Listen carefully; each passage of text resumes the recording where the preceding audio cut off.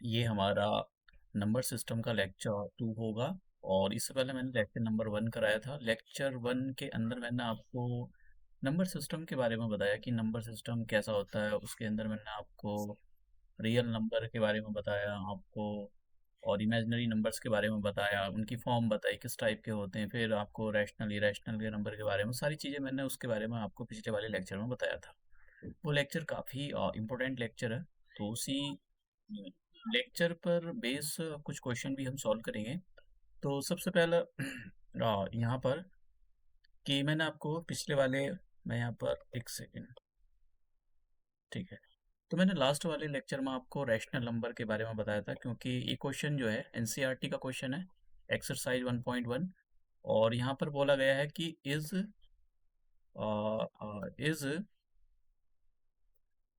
Is a rational number, sorry, is zero a rational number, क्या zero एक rational number है, देखेंगे है या नहीं। Can you write it in the form of P upon Q, where P and Q are the integers and Q is not equal to zero. तो मैंने आपको लास्ट जिससे पिछले वाला जो लेक्चर था उसमें बताया था कि रैशनल नंबर के बारे में बताया था कि रैशनल नंबर क्या होते हैं। तो मैंने वहाँ पर आपको रैशनल नंबर के बारे में बताया था कि जो रैशनल नंबर्स होते हैं वो पी अपॉन क्यू की फॉर्म के होते हैं, रैशनल नंबर्स। ठीक है। Can be represented can be represented in the form of P upon Q where Q is not equal to zero. और यहाँ पर पी और क्यू क्या होंगे, where P and Q are integers. तो आगे 10th क्लास में आप चलकर सीखोगे। तो मैं यहाँ पर जैसे 10th क्लास का पहले चैप्टर है तो उसमें सीखोगे। जब आप नेक्स्ट ईयर प्रमोट हो जाओगे तो वहाँ पर सीखोगे कि ये इंटीजर्स की जगह मैंने वहाँ पर को प्राइम, वहाँ पर कुछ चीज़ों को प्रूव करना होता है, तो इसलिए वहाँ पर इंटीजर की जगह को प्राइम लिखना जरूरी होता है। तो ये इस टाइप के नंबर होते हैं। ठीक है। तो लेकिन क्यू, जैसे मैंने यहाँ पर 5/2 लिखा, माइनस का 5/2 लिखा, तो ये भी एक इंटीजर है, 5 भी और 2 भी एक इंटीजर है। लेकिन अगर मैंने ये लिखा 5/0, तो ये एक इंटीजर है, ये भी एक इंटीजर है, लेकिन कंडीशन यह है ये इन्फिनिटी आ जाएगा। तो हम इसको बोलते हैं कैन नॉट बी कैलकुलेटेड। तो ये वैल्यू हम जो है कैलकुलेट नहीं कर सकते, इसलिए मैं यहाँ पर इसको ब्रैकेट के अंदर बंद कर देता हूँ। यहाँ पर मैंने कंडीशन ये लिखी है कि क्यू की वैल्यू आप जीरो नहीं रख सकते हो। ठीक है, ये कंडीशन होती है, इसकी डेफिनेशन, रैशनल नंबर की डेफिनेशन है ये। अब यहाँ पर एक सवाल उठता है, तो मैंने 5/0 तो मैं इसको नहीं लिख सकता हूँ रैशनल नंबर, तो क्या मैं 0/5 लिख सकता हूँ? देखो, 0/5 की वैल्यू जीरो होती है, तो नंबर की वैल्यू यहाँ जीरो आ सकती है, but infinity can not be. तो जीरो आ सकती है लेकिन इन्फिनिटी नहीं आ सकती है। तो पिछला वाला जो क्वेश्चन था वो यही था। जो ये है, इस जीरो आर रैशनल नंबर, देखो हम जीरो को कैसे लिखते हैं, जीरो को लिखा जाता है एज जीरो। तो क्या मैं जीरो को ऐसे भी लिख सकता हूँ कि 0/1, ये भी एक रैशनल नंबर है, तो ये पी अपॉन क्यू की फॉर्म का हो गया। ठीक है, तो हम क्या बोल सकते हैं, zero can be zero can be return in the form of P upon Q. ठीक है, और ये एक रैशनल नंबर है। ठीक है, क्योंकि दोनों के दोनों, ये भी देखो यहाँ पर लिख दो, यहाँ पर ये लिखो, पूरी कंडीशन डाल दो और ये लिख दो। एक सेकंड, इसको थोड़ा सा उसमें लिख लेते हैं हम, एक प्रॉपर वे में लिख लेते हैं। तो रैशनल नंबर के बारे में बताया, तो देखो रैशनल, ये हमने इसको ऐसे लिखा है तो हम लिख देते हैं रैशनल नंबर की डेफिनेशन लिख देते हैं, जिससे उसको पता लग जाए एग्जामर को कि हम क्या करना चाह रहे हैं। Rational number can be represented in the form of P upon Q, Q की वैल्यू जीरो नहीं होनी चाहिए, and P and Q are integers, sorry, in integers. तो पी और क्यू इंटीजर्स होने चाहिए। तो अब ऊपर वाला जो क्वेश्चन लिखा हुआ है, तो जीरो एक इंटीजर है, ठीक है। अब लिखेंगे अब ऐसे लिखेंगे, here zero and one are integers, hence zero is a rational number. तो ये एक स्टेटमेंट वाला क्वेश्चन था, जीरो एक रैशनल नंबर है, ठीक है। Zero is a rational number. तो this is the answer, simple सा आंसर है, उसकी और डेफिनेशन पर बेस है यहाँ पर। तो आप जो है इसको जो रैशनल नंबर की डेफिनेशन उसके थ्रू सॉल्व कर सकते हो। नेक्स्ट क्वेश्चन देखिए, सिक्स रैशनल नंबर। देखो, जब कभी भी आपको, पहले तो यहाँ पर एक क्वेश्चन आता है, मैं ये क्वेश्चन काफ़ी बार पूछा जाता है टीचरों के द्वारा अलग अलग। तो क्वेश्चन ये है कि जो दो रैशनल नंबर होते हैं उनके बीच में कितने रैशनल नंबर हो सकते हैं। तो क्वेश्चन ये है, मैं यहाँ पर क्वेश्चन लिखता हूँ, how many how many rational numbers are between two rational numbers। तो ये क्वेश्चन में यहाँ पर ये काफी बार क्वेश्चन पूछा जाता है कि दो रैशनल नंबर के बीच में, दो रैशनल नंबर उनके बीच में, जैसे यहाँ पर अभी हम देखेंगे कितने रैशनल नंबर हो सकते हैं। तो आपका जो आंसर होना चाहिए, आपका आंसर ये हो सकता है मैनी। आप ये भी लिख सकते हो, मैनी रैशनल नंबर, ठीक है। मैनी मैनी रैशनल नंबर्स और इनफाइनाइटली मैनी, इनफाइनाइटली मैनी, बस आप ये infinitely many rational number, infinitely many ये भी लिख सकते हो बस, ठीक है। तो कैन नॉट बी, बहुत सारे लिख सकते हो कि भाई उसके बीच में कैन नॉट बी कैलकुलेटेड बहुत सारे होते हैं। तो हमने देखा कि इस टाइप के जो क्वेश्चन होते हैं, और जो पिछले वाला क्वेश्चन वो यही है।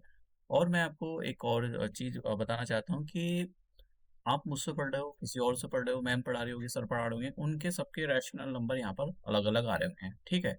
तो ऐसा नहीं कि उन्होंने कोई गलत सॉल्व किया है, सिंपल सा होता है, सबके आंसर सेम होते हैं, बस आंसर सबका तो ठीक है, लेकिन आंसर वेरी कर सकते हैं। कैसे निकालते हैं, देखो, पहले हमको ये देखना होता है कि हमको कितने रैशनल नंबर निकालने हैं, पहला स्टेप, ठीक है, 6 निकालने हैं।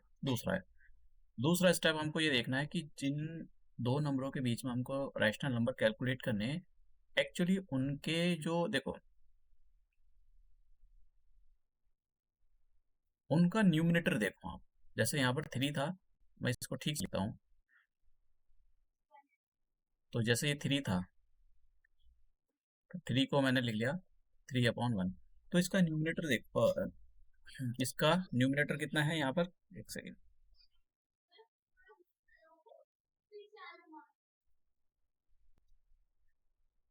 तो यहाँ पर आप देखो कि न्यूमिनेटर कितना है 3, और डिनोमिनेटर कितना है यहाँ पर 1, ठीक है। दूसरा नंबर देखते हैं, दूसरा नंबर हमारे पास 4। तो 4 को आप ऐसे लिख सकते हो, इसके अपन में 1, तो यहाँ पर न्यूमिनेटर 4 है और डिनोमिनेटर 1। पहला आपको ये चेक करना है कितने रैशनल नंबर निकालने हैं। दूसरा आपको ये चेक करना है जिन दो नंबरों के बीच में आपको रैशनल नंबर्स निकालने हैं, उनका डिनोमिनेटर कैसा है। डिनोमिनेटर सेम होना जरूरी है। अगर डिनोमिनेटर सेम नहीं है तो पहले आपको डिनोमिनेटर सेम करना पड़ेगा, तभी आप आंसर निकाल पाओगे, ठीक है। तो यहाँ पर दोनों नंबरों का डिनोमिनेटर सेम है, तो मैं बड़े आसानी के साथ आंसर निकाल सकता हूँ। नहीं है तो करेंगे, ये हम प्रैक्टिस क्वेश्चन जब करेंगे तो मैं आपको वहां पर सिखाऊंगा। अभी मैं एनसीईआरटी का आपको सॉल्व करके दिखा रहा हूँ। तो 6 रैशनल नंबर निकालने, तो आपको करना क्या है, 6 एक नेक्स्ट नंबर 7 आता है, तो उससे ऊपर नीचे आप मल्टीप्लाई कर दो। तो कितना आ जाएगा, 7×3 = 21 और 7×1 = 7। नीचे भी यही करो कि नीचे भी 7 से ऊपर नीचे मल्टीप्लाई कर दो, 28/7। तो आप लिखोगे स्टेटमेंट ऐसे लिखोगे कि 6 ऐसे लिखोगे,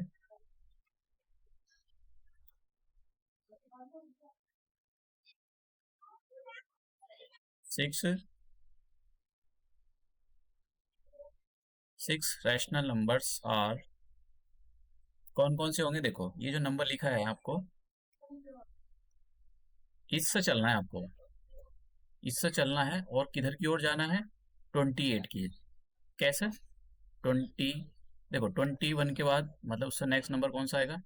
22/7, 22 से 23, 23 से 7 नीचे लगाते चलेंगे तो लिखेंगे 22, 22 से नेक्स्ट नंबर आएगा 22, 22 से नेक्स्ट नंबर 23, 23 से नेक्स्ट नंबर 24 और 24 से नेक्स्ट नंबर 25, 25 से नेक्स्ट नंबर 26 और 7 नीचे ऐसे चलाते चलेंगे और 27 से 26 से नेक्स्ट नंबर 27। तो ये हमारे पास 1 2 3 4 5 6, ये आपको ऐसे करना है। अब मैं आपको एक और बात हूँ, मैंने यहाँ पर 7 से डिवाइड किया है।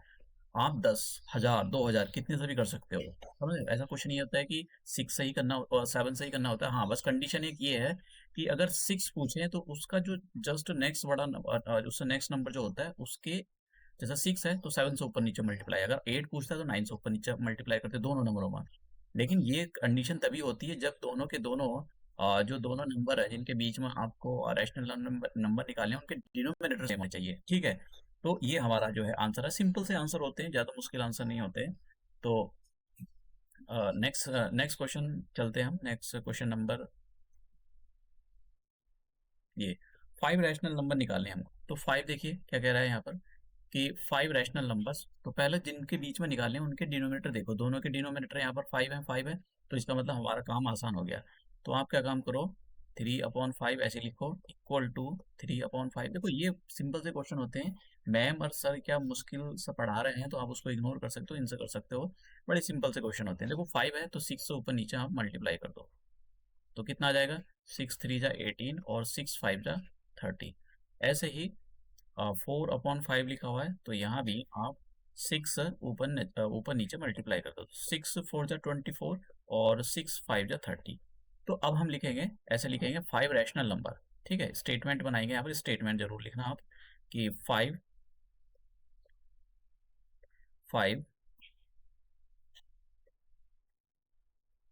रैशनल नंबर्स आर, ठीक है?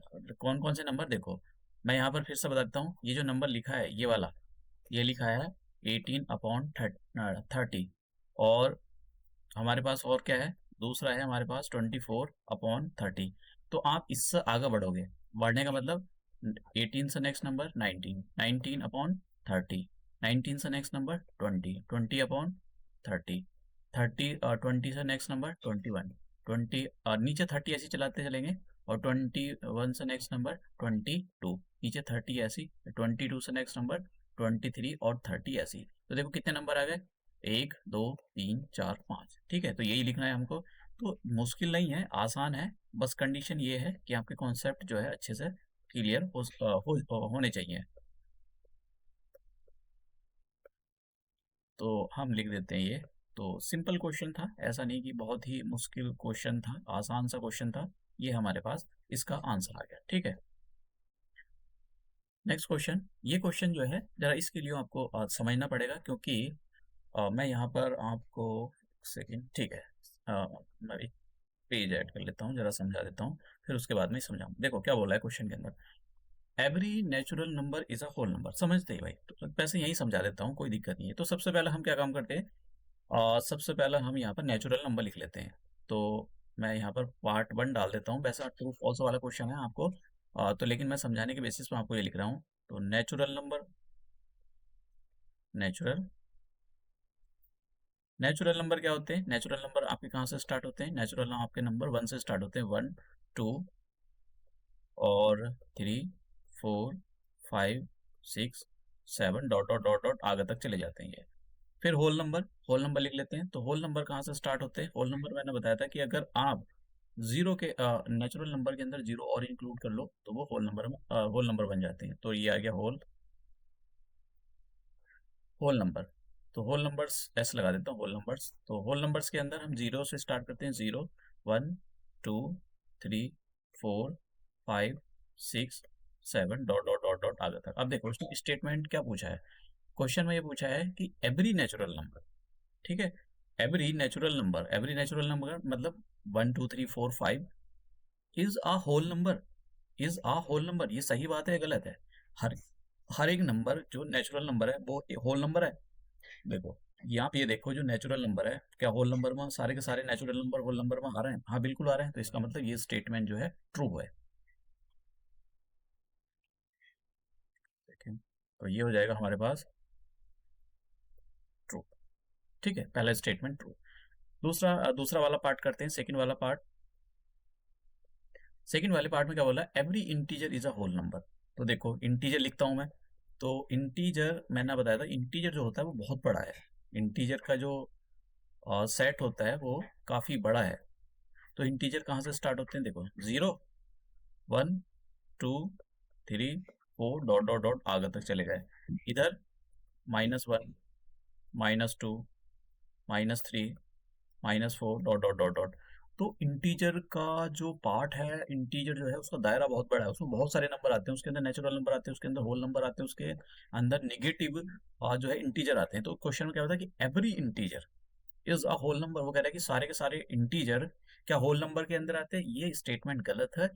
Every whole number is a natural number, हर एक, sorry, every whole number is a integer, जितने के जितने होल नंबर है वो सारे के सारे इंटीजर के अंदर मिले हैं, लेकिन इंटीजर के सारे नंबर होल नंबर के अंदर नहीं मिलते, तो जिसकी वजह से ये हमारे पास जो स्टेटमेंट है वो फॉल्स स्टेटमेंट है, ठीक है, तो statement false. Next, every rational number is a whole number, ये काफी आपको समझना पड़ेगा। देखो यहाँ पर मैं पार्ट थर्ड ले लेता हूँ, तो ये आपको सॉल्व करके नहीं दिखाना, ये तो मैं समझा रहा हूँ आपको, बस स्टेटमेंट आपको ट्रू फॉल्स करना है। Every rational number is a whole number, देखते हैं एवरी रैशनल नंबर। तो रैशनल नंबर मैंने आपको बताया, तो रैशनल नेक्स्ट वाले उसको बताता हूँ, ये काफी अच्छा है। तो ठीक है, देखो रैशनल नंबर का, जैसे मैंने कहा कि रैशनल नंबर का जो दायरा है बहुत बड़ा है, रैशनल नंबर्स। तो रैशनल नंबर्स दो टाइप के होते हैं, रैशनल नंबर्स को अगर आप देखो तो ये कैसे होते हैं, ये फ्रैक्शन की फॉर्म के होते हैं, ठीक है, और ये इंटीजर होते हैं, ये इंटीजर होते हैं। इंटीजर के अंदर भी बहुत कुछ आता है, इंटीजर के अंदर आ गया 0, निगेटिव इंटीजर के अंदर क्या आता है, निगेटिव इंटीजर, यहाँ पर मैं पॉजिटिव लिख लेता हूँ, 1 2 3 4 डॉट डॉट डॉट। इसके अंदर भी इवन ऑड होते हैं, ठीक है, इवन ऑड, इवन और ऑड। यहाँ पर निगेटिव इंटीजर आ जाते हैं, जैसे कि -1 और -2 -3। तो कहने का मेरा मतलब ये है कि जो अब इसके अंदर क्या पूछा था, क्वेश्चन के अंदर एक सेकेंड, तो क्वेश्चन के अंदर पूछा था होल नंबर पूछा था। तो होल नंबर तो बहुत छोटे होते हैं, होल नंबर तो देखिए रैशनल नंबर कितना बड़ा है, और होल नंबर जो आते हैं, ये देखिए अगर मैं जीरो के अंदर जीरो को, और जो पॉजिटिव इंटीजर मैंने बस ये इंटीजर लिख दिया यहाँ पर, और ये निगेटिव इंटीजर, तो पॉजिटिव इंटीजर और निगेटिव इंटीजर मतलब जीरो को, ये जीरो मिला दूं मैं, ठीक है, और पॉजिटिव इंटीजर मिला तब होल नंबर बनता है। तो मतलब होल नंबर का दायरा बहुत छोटा है और रैशनल नंबर का दायरा बहुत बड़ा है, जिसकी वजह से ये स्टेटमेंट गलत लिखा है। Every rational number is a whole number, ये स्टेटमेंट गलत है। Every whole number is a rational number, ये स्टेटमेंट ठीक है, ठीक है, तो ये स्टेटमेंट एक्चुअली उल्टा लिखा हुआ है, तो आंसर क्या हो जाएगा, ये स्टेटमेंट जो है हमारे पास फॉल्स स्टेटमेंट है, ठीक है। तो ये हमने जो है एक्सरसाइज खत्म की। तो अब आपको मैं एक और इन्फॉर्मेशन यहाँ पर दे देता हूँ। पहला वाला तो पीपीटी आपको नहीं मिल पाएगा, जो मैंने लिखा था पहले लेक्चर का, उसमें कुछ दिक्कत आ गई थी, तो वो जो है उसके अंदर प्रॉब्लम आ गई है। ये वाला मैं टेलीग्राम पर डाल दूंगा अपने, तो आप वहाँ से टेलीग्राम से जो है अपलोड कर सकते हो, सॉरी वहाँ से डाउनलोड कर सकते हो, मैं इसको वहीं पर अपलोड करता हूँ। तो हम अपने नेक्स्ट लेक्चर में मिलते हैं। अगर आपका कोई भी डाउट है किसी भी टाइप का, तो आप जो है आप मुझको वो डाउट छोड़ सकते हो, मैं आपका जो डाउट ज़रूर सॉल्व करूँगा। तो ये अपना लेक्चर हम यही समाप्त करते हैं और मिलते हैं अपने नेक्स्ट लेक्चर।